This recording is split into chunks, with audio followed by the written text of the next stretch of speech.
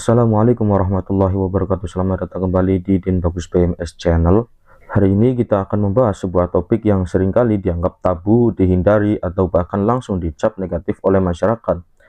Fenomena profesi wanita penghibur ya. Ketika mendengar kata ini, refleks pertama banyak orang yang mungkin adalah menghakimi, mencemooh, atau memandang sebelah mata dan lain sebagainya. Tapi pernahkah kita benar-benar duduk dan bertanya, mengapa seseorang sampai memilih jalan yang begitu berat ini?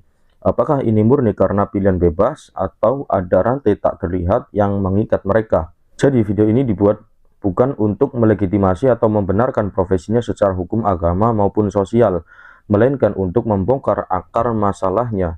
Kita akan melihat dari sudut pandang sosial ekonomi, mencari solusi konkret, dan yang paling penting meneladani bagaimana Nabi Muhammad SAW, seorang pembawa risalah kasih sayang, menghadapi realitas sosial seperti ini pada zamannya, tanpa arogansi, tentu saja penuh solusi.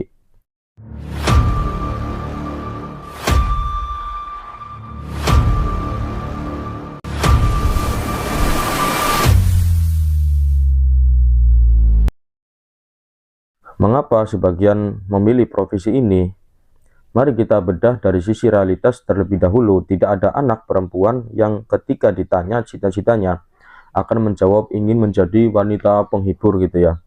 Ada faktor-faktor sistematik yang seringkali memaksa mereka memasuki ke dunia ini. Berdasarkan berbagai studi sosiologi dan psikologi, ada 3 faktor utama, yaitu yang pertama faktor ekonomi dan kemiskinan sistemik. Banyak dari mereka terjebak dalam kemiskinan ekstrim ketika lapangan kerja formal menutup pintu bagi mereka yang berpendidikan rendah. Sementara ada perut yang harus diberi makan, entah itu anak, orang tua yang sakit, atau adik-adik pilihan menjadi sangat terbatas. Ditambah lagi dengan jeratan utang atau rentenir yang sengaja menjebak mereka. Dan yang kedua, korban penipuan dan human trafficking atau perdagangan manusia. Tidak sedikit yang awalnya dijanjikan pekerjaan baik di kota besar sebagai ART, karyawan toko, atau staf administrasi. Namun sesampainya di lokasi, paspor atau KTP mereka ditahan dan mereka dipaksa masuk ke dunia prostitusi di bawah ancaman kekerasan. Di titik ini, mereka bukan pelaku, mereka adalah korban ya. Trauma masa lalu dan perentanan psikologis. Nah, studi menunjukkan adanya korelasi kuat antara korban kekerasan seksual di masa kecil atau broken home dengan kerentanan masuk ke dunia ini. Ketika seseorang merasa harga dirinya sudah hancur akibat trauma masa lalu, mereka tentu saja lebih mudah dimanipulasi oleh pihak-pihak yang ingin mengeksploitasi mereka. Sekarang mari kita refleksikan bagaimana Islam khususnya melalui teladan Nabi Muhammad SAW memandang dan merespon persoalan ini. Seringkali sebagian dari kita merasa lebih suci lalu memperlakukan mereka itu dengan ketajaman lidah, pengusiran, atau arogansi. Namun jika kita membuka lembaran sirah dan hadis, kita akan menemukan pemandangan yang berbanding terbalik gitu ya. Kita pasti ingat hadis sahih yang sangat populer tentang seorang wanita berzina, yaitu dalam konteks waktu bisa merujuk pada wanita penghibur dari kaum Bani Israel. Di tengah perjalanannya, ia melihat seekor anjing yang hampir mati kelaparan dan kehausan di dekat sumur.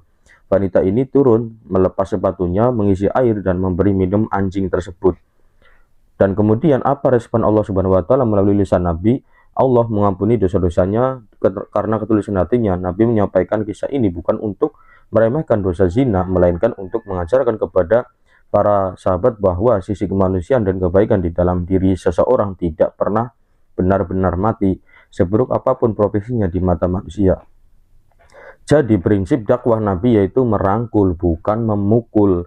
Nabi Muhammad SAW datang ke Jazirah Arab mengubah struktur sosial pada zaman jahiliyah. Eksploitasi perempuan melalui jalur pelacuran adalah hal yang legal dan tentu saja sudah biasa. Bagaimana Nabi menyelesaikannya?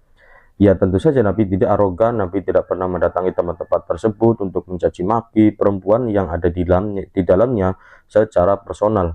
Nabi menyerang sistemnya, menghentikan para mucikari dan mengangkat derajat perempuan, memberikan alternatif ekonomi. Islam menutup pintu prostitusi secara hukum, tetapi di saat yang sama membuka pintu solusi. Nabi mendorong pernikahan yang sah, memerdekakan budak perempuan, dan memberikan mereka hak waris serta kehormatan agar mereka mandiri dan layak secara finansial.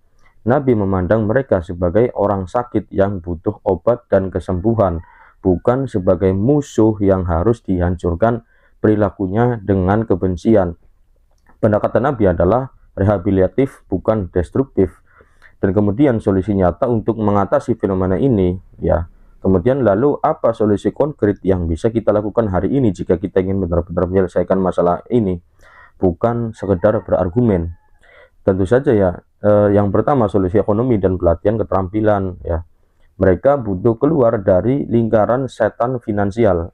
Pemerintah dan lembaga sosial harus menyediakan rumah singgah yang memberikan pelatihan keterampilan kerja atau skilling dan upskilling seperti menjahit, memasak, digital marketing, sekaligus memberikan modal usaha awal. Seseorang tidak akan kembali jalan gelap jika jalan terangnya dijamin aman.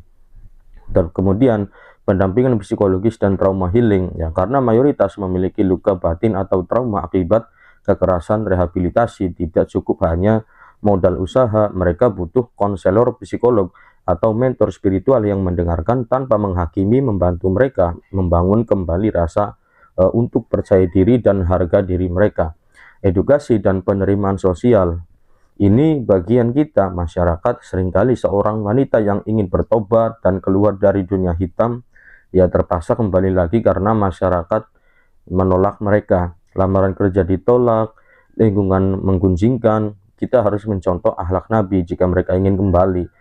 Bentangkan karpet merah, rangkul mereka, jangan ungkit masa lalunya.